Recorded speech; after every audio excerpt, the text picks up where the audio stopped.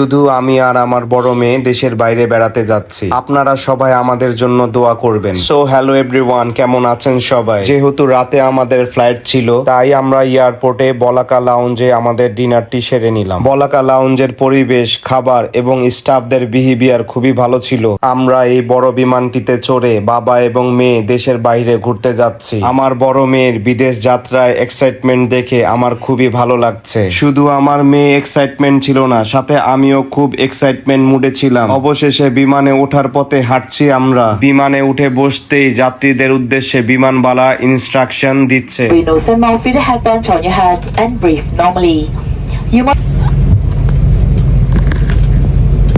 বিমান ছাড়ার প্রায় 15 থেকে 20 মিনিট পরে যাত্রীদের খাবার সার্ভ করে। খাবার তেমন মজার ছিল না, তবু আলহামদুলিল্লাহ। বিমানের জানালা দিয়ে যখন এই দৃশ্যটি দেখলাম, তখনকার অনুভূতিটা বলে বোঝানোর মতো না। স্বচক্ষের দৃশ্যটা মোবাইলের ভিডিওর থেকে খুব বেশি সুন্দর ছিল।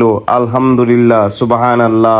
অবশেষে সই সালামতে এয়ারপোর্টে চলে এসেছি। এয়ারপোর্টটি এত বেশি সুন্দর, এত বেশি গর্জিয়াস, এত বেশি নিট এন্ড ক্লিন, এত সুন্দর সিস্টেমেটিক, যা দেখলে অবশ্যই যে কোনো মানুষের মন কাড়বে। তবে এয়ারপোর্ট দেখে মন কাড়লে কি হবে, বাংলাদেশি ভাই বোনদের ইমিগ্রেশনে অনেক ঝামেলা করেছে। এই বিষয়ে একটু পরে কথা বলছি, আগে আমাদের লাগেজ নিয়ে নেই। আমাদের লাগেজের জন্য প্রায় 30 থেকে 40 মিনিট যাবত দাঁড়িয়ে আছি। লাগেজ আসতে দেরি হওয়ায় আমার মেয়ে খুব হতাশ। অবশেষে লাগেজ পেয়ে গিয়েছি, তবে খুব সহজে পাইনি। আমাদের লাগেজটি পেতে পেতে অলমোস্ট 1 ঘন্টারও বেশি টাইম লেগেছিল। এবার আসি ইমিগ্রেশনের কথায়। আমি ইমিগ্রেশন লাইনে দাঁড়িয়ে দেখছিলাম বাংলাদেশিদের অনেকের সাথেই ইমিগ্রেশন অফিসার বাজে ব্যবহার করছে, এমনকি অনেক ভাইকে বাংলাদেশে ফেরত পাঠিয়ে দিয়েছে। যাই হোক, আল্লাহর রহমতে আমরা ঠিকঠাক ভাবে চলে এসেছি।